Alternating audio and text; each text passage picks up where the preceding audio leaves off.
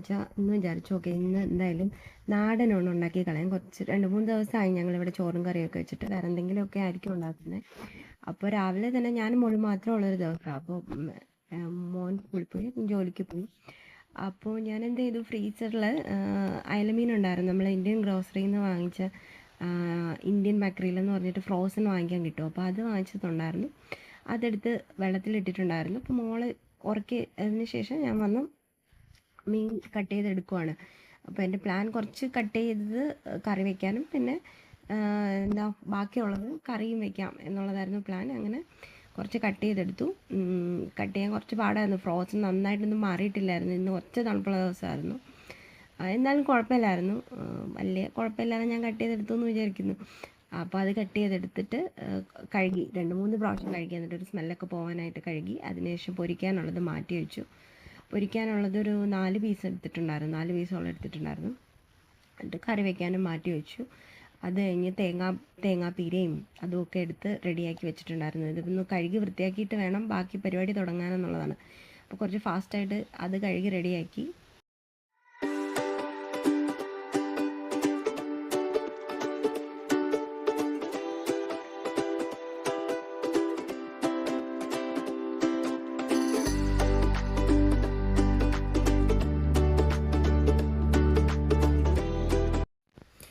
മീൻ മുറിച്ച് മാറ്റി ഒരു സ്ഥലത്തേക്ക് മാറ്റി വെച്ചതിന് ശേഷം ഞാൻ പിന്നെ പോയത് തേങ്ങാപ്പീര എടുത്തു.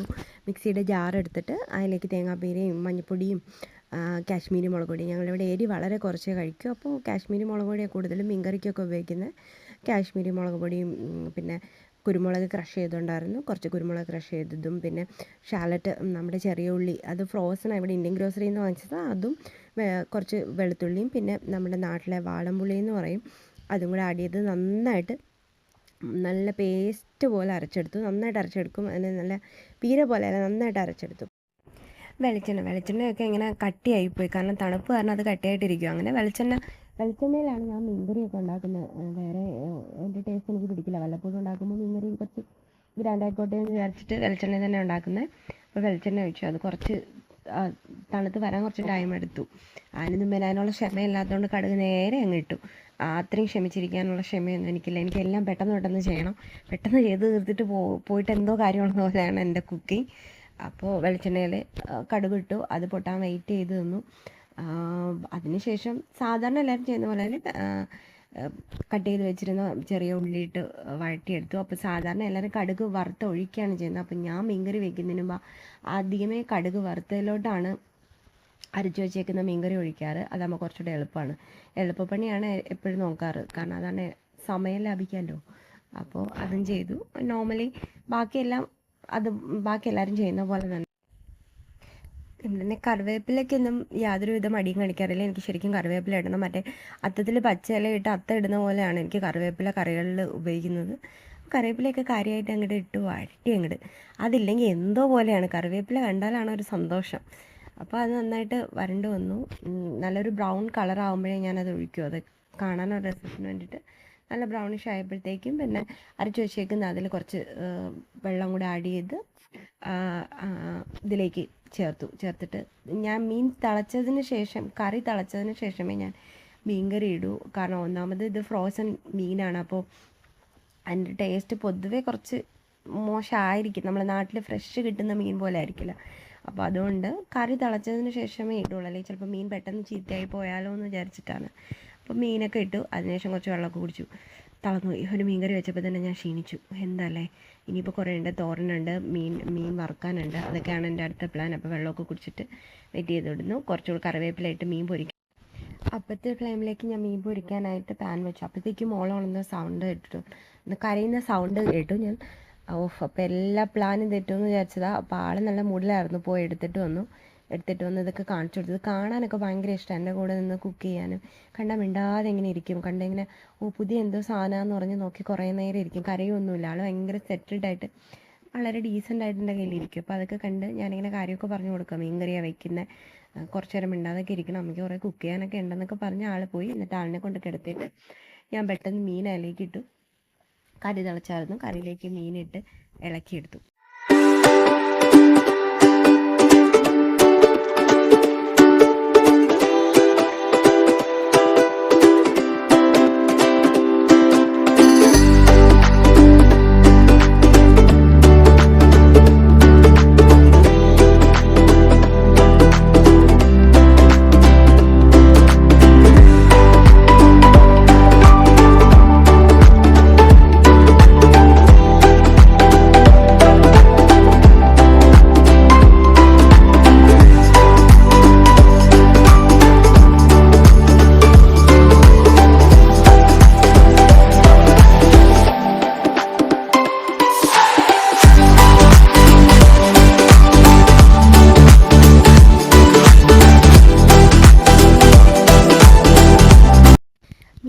സൈഡിലാവുന്ന സമയം നോക്കി ഞാൻ മീൻ പൊരിക്കാനുള്ള മസാല റെഡിയാക്കി എടുക്കുമായിരുന്നു. ഒരു സൈഡിലേക്ക് മീൻ തിളയ്ക്കുന്ന സമയം കൊണ്ട് മഞ്ഞൾപ്പൊടി, മുളക് പൊടി, കുരുമുളക്, ഉപ്പ്, അതിലേക്ക് സ്പെഷ്യലായിട്ട് കുറച്ച് നാരങ്ങ പിഴിഞ്ഞ് വെച്ചു. അതാണ് സ്പെഷ്യൽ. കാരണം ഞങ്ങൾക്കിവിടെ മീനിന് ടേസ്റ്റ് കിട്ടുന്നതാണ് ഇഷ്ടം. മസാല ഇട്ട് ആകെ ഞങ്ങൾ വഷളാക്കില്ല.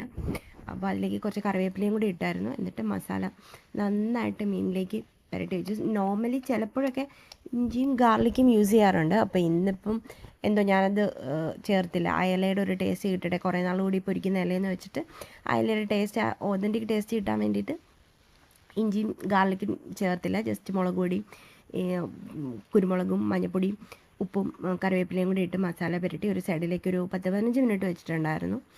അതിന് ശേഷമാണ് ഞാൻ പാനിലേക്ക് അത് പൊരിക്കാനായിട്ട് ഇടുന്നത്. അതിനുശേഷം പാനിലേക്ക് പൊരിക്കാനായിട്ട് ഇട്ടു.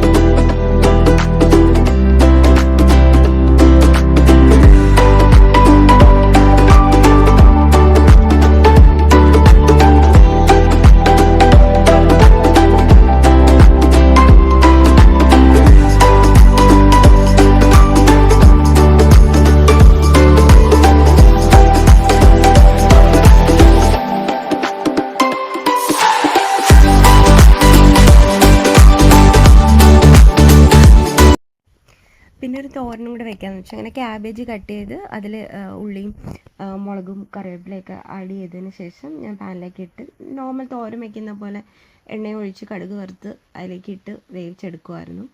അപ്പോൾ അതിന് ശേഷം ചെയ്തത് തോരൻ വയ്ക്കുക എന്നുള്ളതായിരുന്നു. തോരനും റെഡിയാക്കി ഒരു സൈഡിലൂടെ.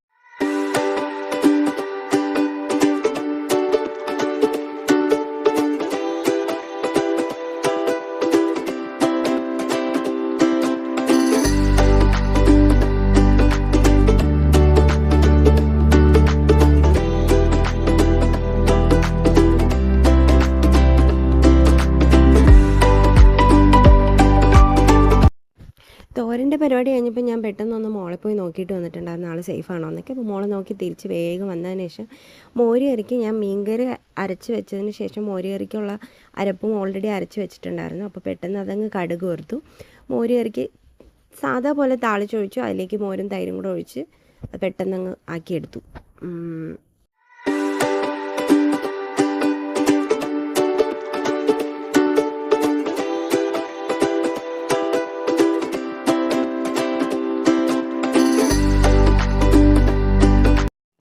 മീൻകറിയും പൊരിച്ച മീനും മോര് കറിയായ പിന്നെ കപ്പ ഇല്ലാതെ എന്ത് നാടൻ ഊണല്ലേ. അങ്ങനെ ഫ്രോസൺ കപ്പ ഞങ്ങൾക്ക് ഇവിടെ കിട്ടും. അപ്പോൾ അതും ഉണ്ടായിരുന്നു.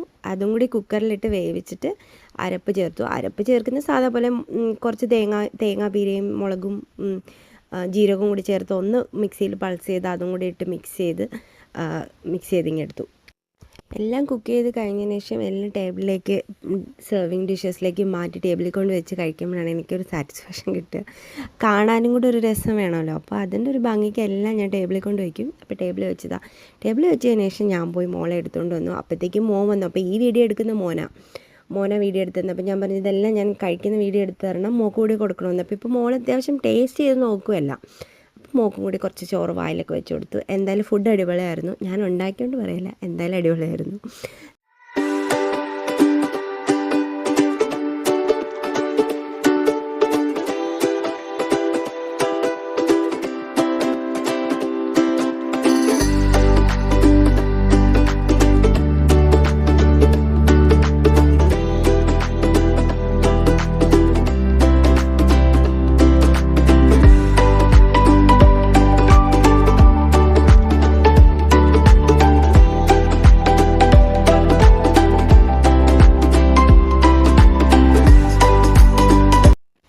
ഫുഡൊക്കെ അടിപൊളിയായിരുന്നു. ഞങ്ങൾ ആസ്വദിച്ച് കഴിച്ചു. അപ്പോൾ ഇനി എൻ്റെ അടുത്തൊരു ഡേ ഇൻ മൈ ലൈഫ് വരുന്നവരെ bye for now. Thanks for watching. Thank U.